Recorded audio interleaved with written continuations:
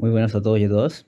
En este video vamos a resolver este problema que encontré en internet y dice lo siguiente. Dice, encontrar todos los números primos p y q tales que p elevado a q más q elevado a p es un número primo. Este problema en particular me pareció interesante puesto de que, por lo que leí en internet, había aparecido en el examen de ingreso de una universidad en Japón. Y por lo demás también me pareció interesante porque aquí se trabaja con números primos. Bueno, entonces lo que tenemos que hacer aquí es ver primero qué es lo que podemos hacer. Algo que podemos pensar primero que nada es ver qué ocurre con P y Q, en el sentido de qué pasa cuando P y Q son pares o impares. Entonces los números primos, por lo menos nosotros sabemos que existe un número primo que es par, que es el 2. ¿Ya? Entonces los vamos a anotar acá. Entonces sabemos que 2 es primo y es par. Por otra parte, el resto de los números primos que hay son impares. Entonces, aquí lo que podemos notar, por ejemplo, es que p elevado a q más q elevado a p, para que sea un primo, bueno, tenemos dos opciones. Una es que sea un número primo par, que sería en este caso 2.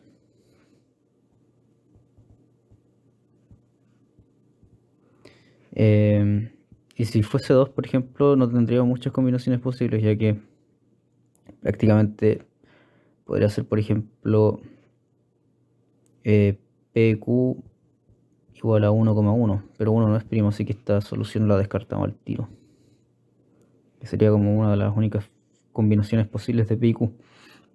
Así que en estricto rigor, p más q no puede ser 2, así que necesariamente va a ser un número impar. Por lo tanto, aquí podemos notar que p elevado a q más q elevado a p es impar, ya que el caso en el que sea 2, que es cuando es primo y es par, no nos sirve. Bueno, entonces aquí lo que tenemos que pensar un poco es qué es lo que pasa cuando la suma de dos números es un número impar. Bueno, hipotéticamente, aquí podemos hacer ciertas combinaciones.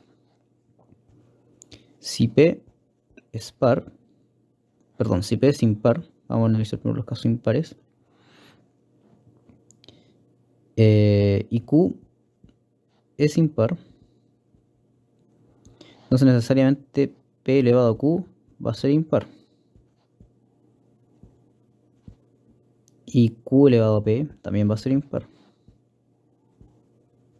Sí, porque estamos teniendo en el fondo un número impar que lo estamos elevando a cualquier cosa y eso siempre va a ser un número impar. No es muy complejo demostrar eso.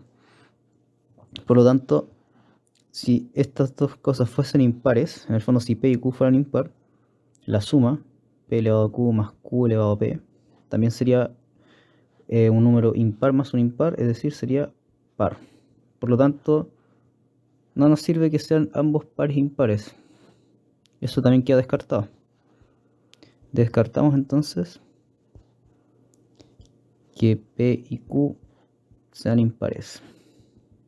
Por lo tanto, la única combinación posible que nos queda, puesto que descartamos de que sea par esto, es que, por ejemplo, p sea par y q sea impar. Pero como dijimos anteriormente, el único número que es par y que es primo, porque p y q son números primos, es 2. Así que necesariamente vamos a decir que p es igual a 2. Y en cambio q simplemente es un número que desconocemos. Lo vamos a dejar expresado como q. Pero también podría ser un número, por ejemplo, 2k más 1. Pero también eso teniendo en cuenta de que este 2k más 1 solamente van a ser números primos. Es decir, va a ser un subconjunto del conjunto de los números de forma 2k más 1 con k perteneciente a los enteros positivos. Entonces, en el fondo, esta expresión, la original que era p elevado a q más q elevado a p, la podemos reescribir como 2 elevado a q más q elevado a 2. Entonces con esto ya tenemos en el fondo la expresión que nos va a generar los números primos que estamos buscando. Bien, con esto ya tenemos un gran avance. Ahora lo que podemos notar también es que 2 elevado a q, o mejor dicho, 2 es congruente con 1 mod 3. Con menos 1, perdón, mod 3. Sí, esto es algo que es bastante lógico. Y de hecho, como las propiedades del módulo también funcionan con exponentes, 2 elevado a q va a ser congruente con menos 1 elevado a q mod 3. Pero sabemos que q es un número impar en el fondo, así que menos 1 elevado a un número impar es menos 1. Por lo tanto, 2 elevado a q mod 3, o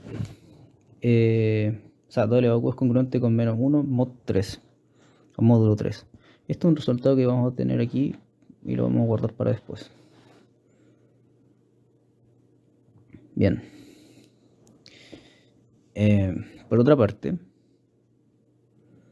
también sabemos de que podemos probar distintas combinaciones. Por ejemplo, si quisiéramos ver qué números satisfacen esta condición, qué números primos, podríamos probar con casos. Bien, una vez evaluado otros números primos, notamos de que siempre la suma de un número primo evaluado en esta expresión y que sea más grande que 3, siempre nos va a dar un múltiplo de 3. Es decir, la suma de todo esto va a dar siempre un múltiplo de 3. Ahora bien, esto lo podemos generalizar con el pequeño teorema de Fermat, que nos dice lo siguiente. Entonces aquí aplicaremos el pequeño teorema de Fermat.